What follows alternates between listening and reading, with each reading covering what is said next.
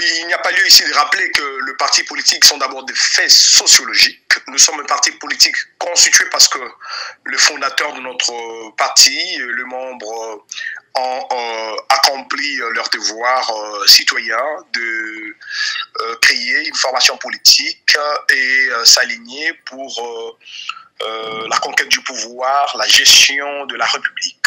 C'est tout à fait normal que nous existions et nous nous sommes aussi conformés à la Constitution, à la loi relative à l'organisation et au fonctionnement du parti politique. Nous avons suivi la procédure normale, donc nous inscrire auprès du ministère des Affaires étrangères. Nous avons payé notre caution exigée, qui est celle de 15 000 $. Nous avons la preuve de paiement, nous avons le récépissé du ministère. Cela voudrait dire que nous avons terminé toutes les étapes exigées pour exister et fonctionner en tant que parti politique. Raison pour laquelle notre siège national existe, nous avons nos affichages en tant que parti politique et nous émettons, nous agissons en tant que tels. Maintenant ici, il se pose une question du respect de la loi. La loi portant organisation et fonctionnement de parti politique donne un délai impératif, obligatoire, au ministère des tutelles, qui est donc le ministère de l'Intérieur, de sanctionner notre enregistrement par un arrêté ministériel. C'est ce que le ministre n'a pas fait aujourd'hui, et c'est donc le ministère de l'Intérieur qui consomme une violation de la loi. Pour nous, en tant que parti politique, nous avons observé la loi, et cette loi nous réserve une légalité.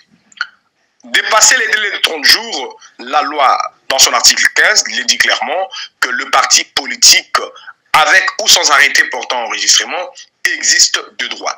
Donc, l'Alliance pour le changement de notre parti politique est un parti légalement constitué. Voilà pourquoi nous existons et aujourd'hui, nous ne faisons que rappeler le gouvernement au travers du ministère de l'Intérieur d'observer la loi. Nous ne faisons que rappeler le journal officiel en nous basant sur la disposition 16, l'article 16, alinéa 2 de cette même loi, de publier nos textes juridiques, dont nos statuts règlements intérieurs au journal officiel, pour harmoniser notre existence qui est tout à fait légale. Et nous pensons qu'aujourd'hui, nous faisons face à un délit démocratique qui continue à prendre ses allures.